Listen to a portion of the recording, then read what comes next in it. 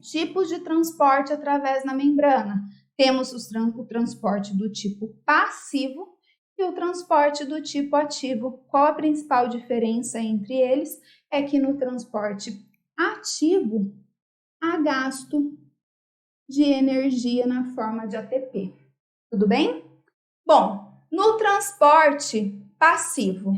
Transporte passivo acontece o transporte de substâncias do meio que está mais concentrado para o meio que está menos concentrado. Isso acontece na difusão simples. Então vamos pensar já na fisiologia para a gente integrar tudo. Eu inspirei, estou levando oxigênio para o meu corpo, tá?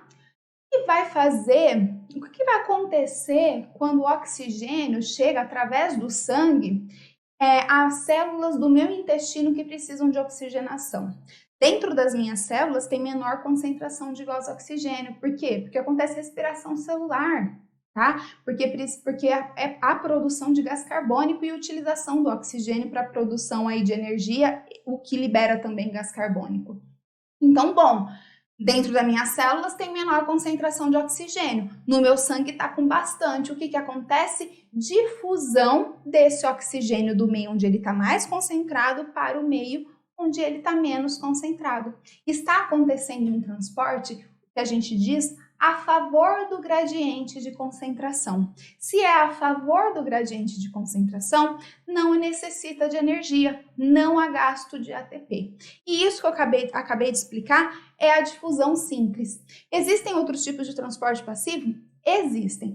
A osmose é um tipo especial de difusão simples. O que acontece na osmose? É transporte de água, mas a água dissolve, né, substâncias aí é o contrário que a gente tem que pensar. Na osmose, a água passa do meio menos concentrado para o meio mais concentrado. Por quê? Porque essa água fazendo esse transporte nesse sentido vai causar a diluição desse meio que está mais concentrado. Então, osmose, transporte de água do meio mais para o meio menos concentrado.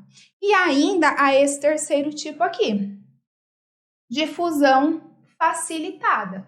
Na difusão facilitada, ocorre transporte de uma substância de maneira passiva, ou seja, do meio mais para o meio menos concentrado, só que com a ajuda de uma proteína transmembrana. Tá? Sem essa proteína, a substância não consegue atravessar, por isso que é dita facilitada, tá? A difusão simples acontece através da bicamada lipídica.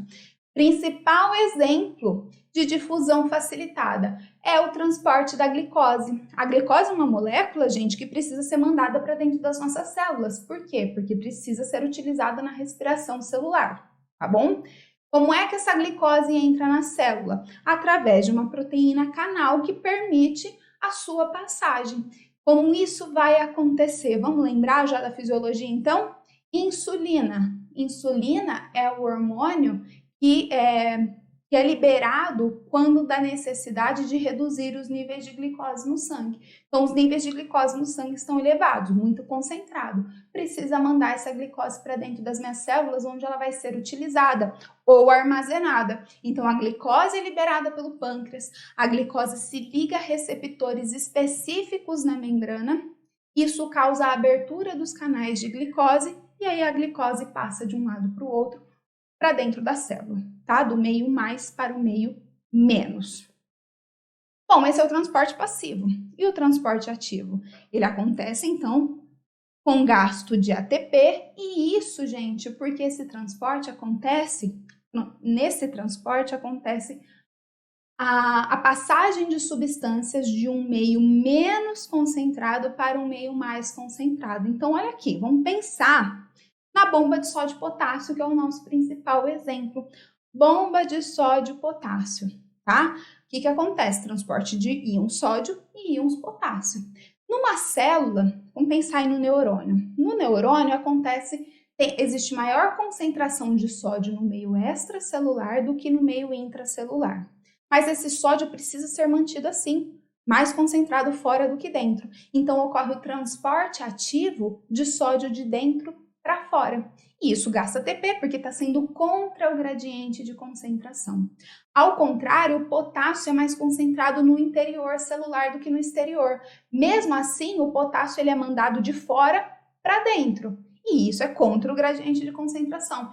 Isso demanda ATP. Outro tipo de transporte que demanda ATP é esse aqui. Transporte através de vesículas.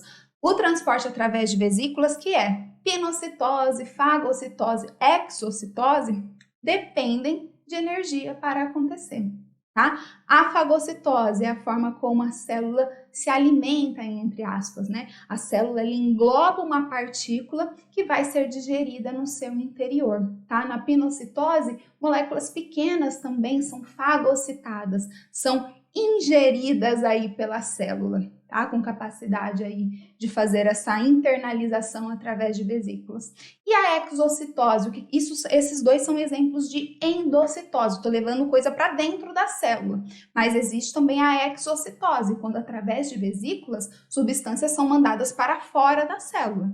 Tá? Às vezes, aquilo que está sendo mandado para fora da célula é uma substância que foi produzida na célula e que é para ser mandada aí para a corrente sanguínea para ser liberada aí para o corpo.